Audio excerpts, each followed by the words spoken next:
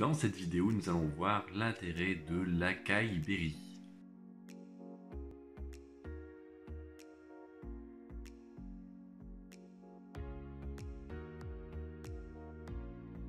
Bonjour, c'est Jérémy, bienvenue sur Foodovore, la chaîne qui permet d'améliorer ta santé et ton bien-être grâce à l'alimentation. Euterpoleracea.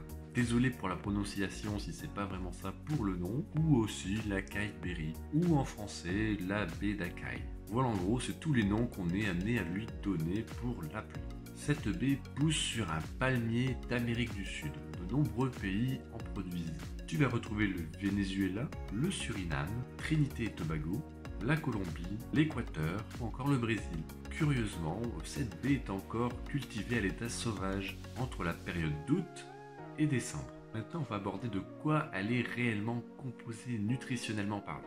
Commençons par les macronutriments. Alors normalement, je devrais te donner les valeurs pour la baie en elle-même, mais comme nous sommes amenés à la consommer quand elle est séchée, je vais te donner ces valeurs-là. Et oui, comme toute baie, elle va contenir une grande quantité d'eau naturellement. Sauf que si on la laissait vraiment à son état naturel, elle n'aurait même pas le temps d'arriver jusqu'à notre pays pour être consommable. Donc on vient la faire sécher pour que l'on puisse la conserver plus longtemps. Donc les pourcentages que je vais te donner vont être pour 100 g de baie séchée. La moitié de ce produit va être composé de glucides, va être des sucres qui vont être absorbés lentement par notre organisme. Et d'ailleurs, on peut s'apercevoir que cette baie a une très bonne valeur en fibres. Ces propriétés vont lui permettre de stimuler notre intestin en mettant à disposition et en favorisant le développement de bonnes bactéries et d'améliorer le transit intestinal de manière générale. On retrouve une grosse partie de lipides également. Ces matières grasses vont être en majorité des matières grasses mono et polyinsaturées. Pour faire simple, en gros, c'est tout ce qui va te permettre d'améliorer ton bon cholestérol, si on peut dire ça comme ça. Pour ça, je t'ai mis un petit rappel à la vidéo que j'avais faite sur les matières grasses. Ça te permettra de mieux comprendre ces appellations entre mauvais et bonnes matières grasses. Et pour terminer, on trouvera une quantité, là plutôt petite, environ 10% de ce que compose la baie, de protéines. Voilà, donc quand on regarde ces premières informations, il n'y a rien de transcendant encore, c'est vraiment ce que l'on peut retrouver naturellement dans la nature quand on va venir tout simplement consommer une autre baie. Les micronutriments vont être intéressants.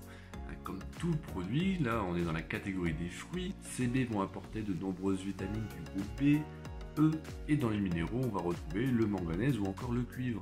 Là bien sûr je t'ai mis ce qu'elle apporte en majorité, ou en gros ses avantages, bien sûr qu'elle apporte d'autres choses. Alors comme elle contient vraiment beaucoup de choses, comme beaucoup de fruits et de légumes, voilà, c'est pas la peine de tout citer, en gros c'est un bon aliment en termes de vitamines et de minéraux. Et ensuite on arrive à toutes ces propriétés intéressantes, comme par exemple l'anti-vieillissement. Elles vont être aussi antioxydantes. Et ce que vous attendez peut-être en regardant cette vidéo, c'est qu'elle va vous permettre, en tout cas vous aider à perdre du poids. Le système immunitaire sera également aidé. On l'a dit tout à l'heure, grâce aux fibres, on aura une amélioration de la digestion. Et donc par la même occasion, ça va permettre aussi de diminuer l'appétit. Grosso modo, la sensation de satiété va arriver plus vite. Et là encore d'autres propriétés intéressantes comme baisser le taux de cholestérol ou encore diminuer le risque de maladies cardiovasculaires.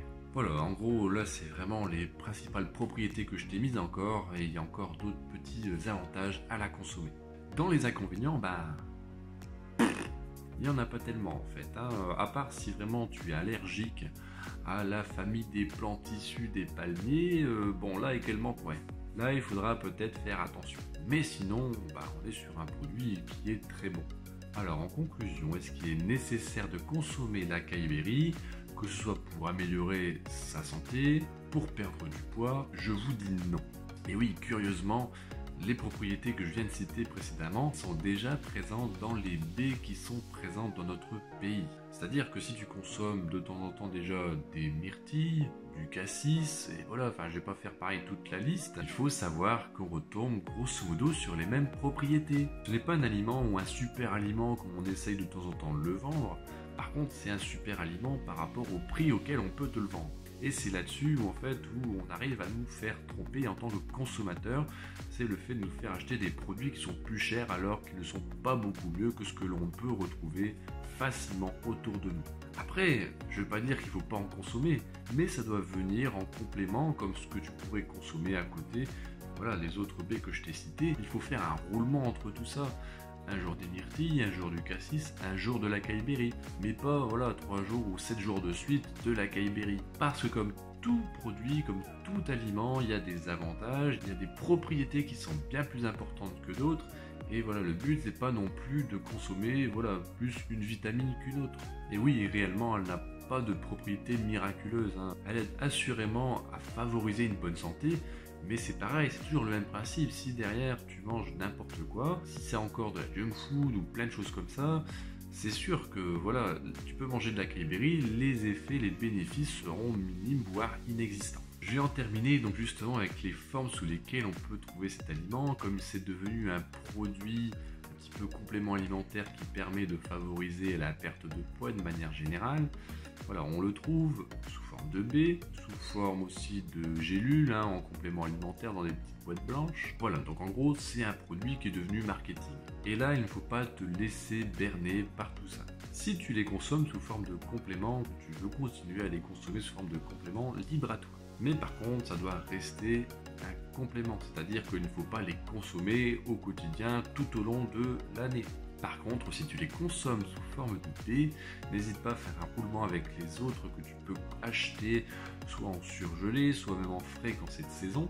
Tu auras aussi exactement les mêmes bénéfices, voire peut-être même plus. Voilà, j'espère que tu en sais maintenant un peu plus sur l'acai berry et sur ce que tu dois faire pour la consommer. Tu peux cliquer sur le bouton pour t'abonner et cliquer sur la cloche de notification pour recevoir les prochaines vidéos. On se retrouve pour une prochaine vidéo, porte-toi bien et à bientôt.